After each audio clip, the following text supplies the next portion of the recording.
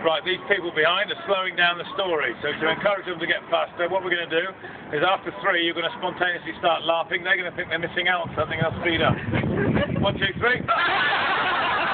And that's what happens when you do it to a fish. They're all jealous.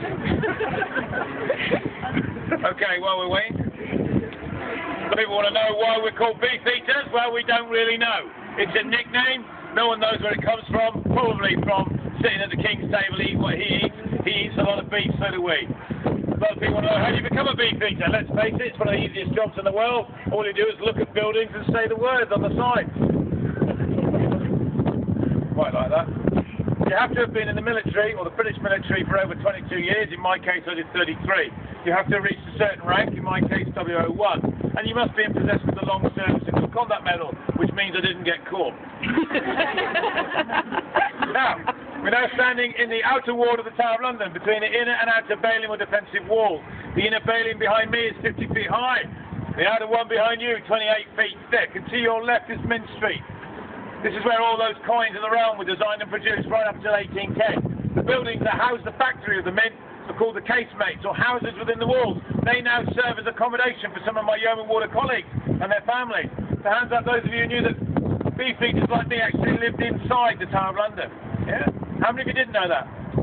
How many of you couldn't care less where we live?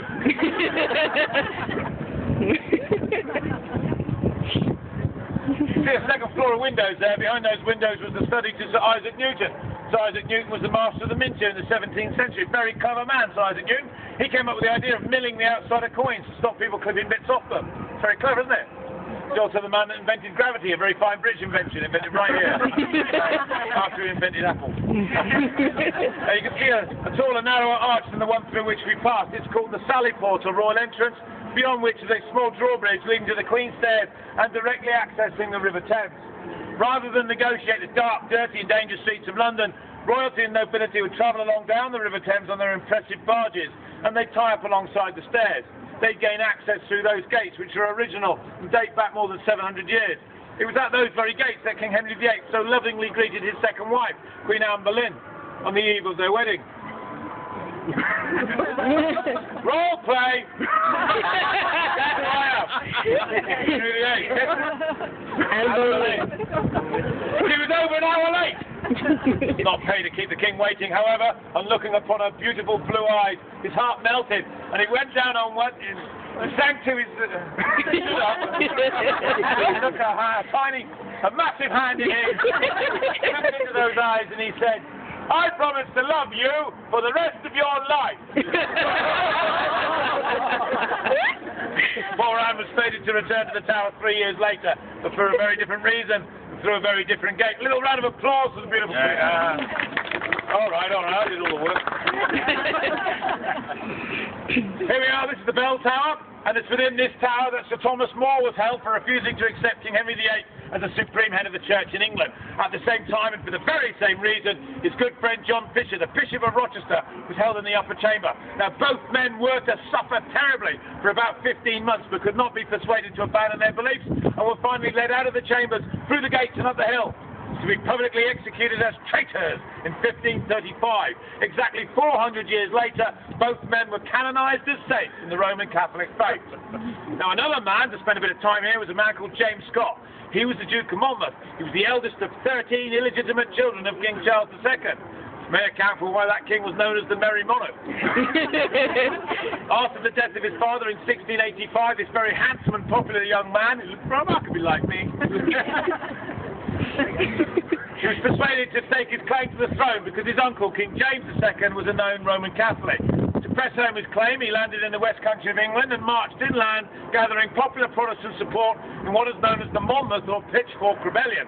That rebellion was crushed at the Battle of Sedgemoor on the 6th of July 1685, but James Scott evaded capture by fleeing the battlefield, and he hid in towns and villages in the west country for a while, just a few days, but he was found near Southampton and brought here to the Tower.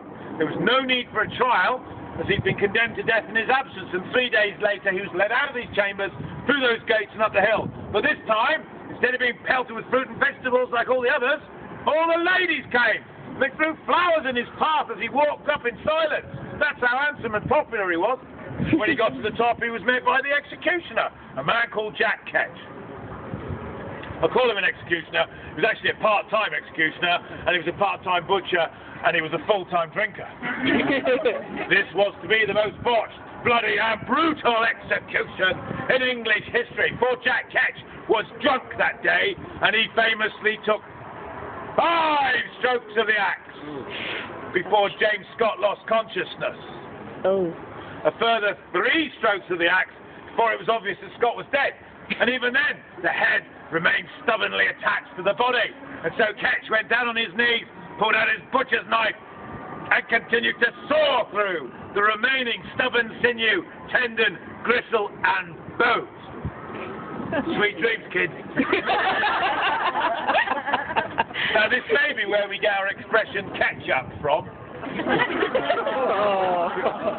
don't get any better. If you're going to be like that, it's time for beheading the traitor's gate.